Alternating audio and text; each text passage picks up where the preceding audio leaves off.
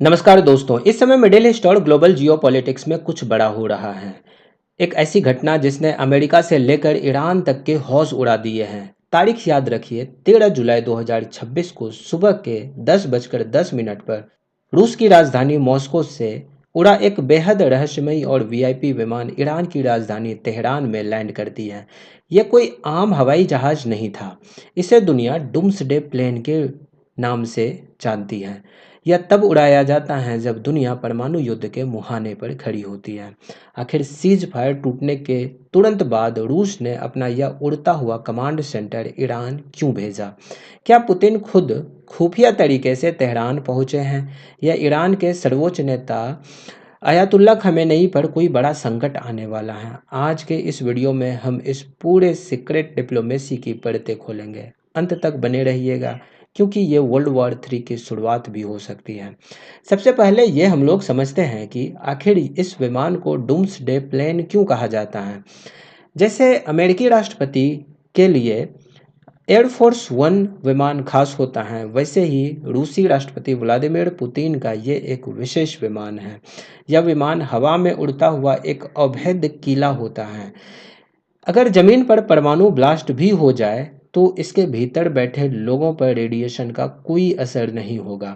यह बिना रुके हजारों किलोमीटर तक उड़ सकता है। इसके भीतर पूरा एक राष्ट्रपति कार्यालय और मिलिट्री कमांड सेंटर होता है। यानी अगर पूरी दुनिया का इंटरनेट और कम्युनिकेशन ठप हो जाए, तब भी ये विमान हवा से ही परमाणु मिसाइलें दागने का आदेश दे सकता है।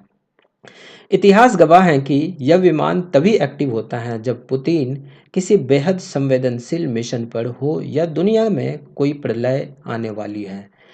जब पुतिन अलास्का गए थे, या जब वह अचानक सीरिया के सीक्रेट मिशन पर निकले थे, तब इस विमान को सुरक्षा के लिए हवा में तैनात देखा गया था। लेकिन इस बार यह विमान सीधे तेहरान आ पहुंचा है।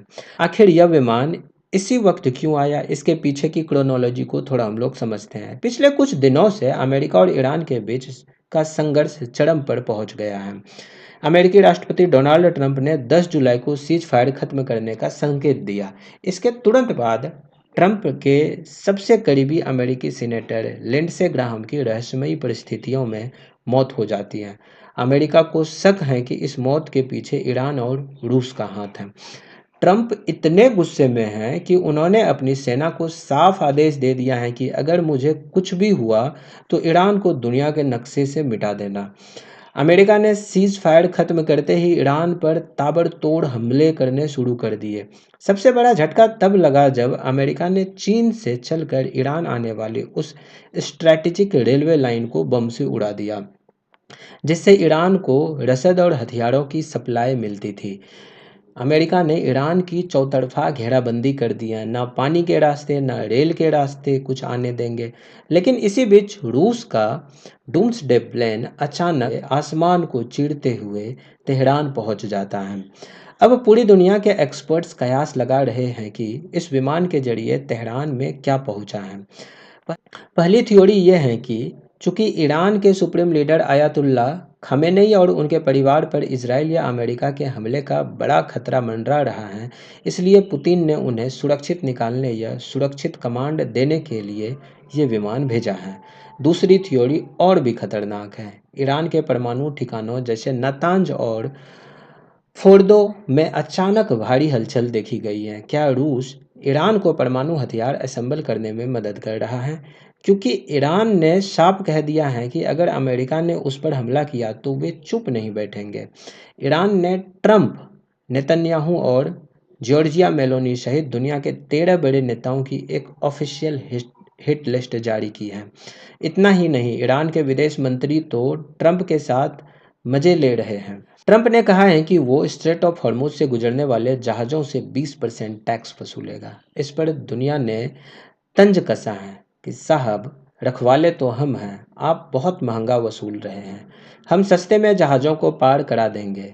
इस मजे के पीछे रूस का हाथ है, जो ईरान को पीछे से बैकअप दे रहा है। इस महायुद्ध की आग से हमारा देश भारत भी अछूता नहीं रहा है। हाल ही में ओमान के करीब स्ट्रेट ऑफ हॉर्मुज से गुजर रहे एक कमर्शियल जहाज पर ईरान की तरफ से हमला हुआ, जिसमें एक भारतीय नाविक की जान भी चली गई थी। भारत सरकार ने इस पर बेहद तीखी प्रतिक्रिया भी दी थी और नई दिल्ली ने ईरानी राजनयिकों को तलब करके जवाब मांगा है। लेकिन यहाँ एक और दिलचस्प खेल चल रहा है। अमेरिका सोचता है कि उसने रूस, ईरान और नॉर्थ कोरिया पर कड़े आर्थिक प्रतिबंध लगाकर उन्हें कंगाल कर दिया है। मगर एक बहुत बड़ी रिपोर्ट सामने आई है। इन तीनों देशों ने अमेरिकी डॉलर को ठेंगा दिखाते हुए आपस में 104 बिलियन डॉलर का व्यापार किया है और सिर्फ क्रिप्टो करेंसी में इन्होंने व्यापार किया है। यानी अमेरिकी बैंकिंग सिस्टम को पूरी तरह बाईपास कर दिया है। रूस से ईरान को हथियार और ईरान से रूस को ड्रोन की सप्लाई बिना किसी रोक टोक के जारी है। दोस्तों, स्थिति बहुत ही नाजुक है। डोनाल्ड ट्रंप आने वाले दिनों में देश को संबोधित करने वाले हैं, जिसके बाद शायद अमेरिका कोई बड़ा सैन्य कदम उठा सकता है। रूस, चीन और ईरान की यह तिकड़ी अमेरिका के वर्चस्व को सीधी चुनौती दे रही है। रूस के डूम्सडे विमान का ईरान आना इस बात का साफ संकेत है कि पर्दे के पीछे कुछ ऐसा तय हो चुका है जिसकी भनक दुनिया को बहुत जल्द लगने वाली है। आपको क्या लगता है?